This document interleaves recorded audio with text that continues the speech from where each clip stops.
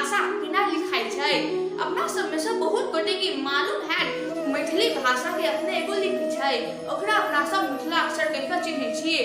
आइ के वीडियो में अपना सब जानब कि मिथिला अक्षर में अ आ इ ई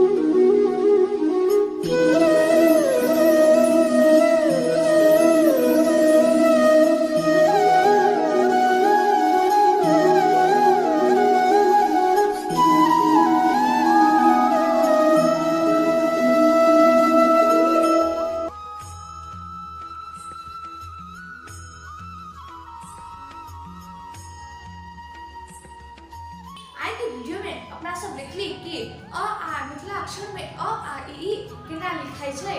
आबऽ वाला वीडियो में अपना सब देखब मिथिला अक्षर में क ख ग घ केना लिखाई छै। तखन तक अहाँ सब मिथिला अक्षर के अ आ इ ई के अभ्यास करू आरो मिथिला अक्षर के संरक्षण हेतु ये वीडियो के ज्यादा से ज्यादा शेयर करू। तखन तक के लागी हम आगे से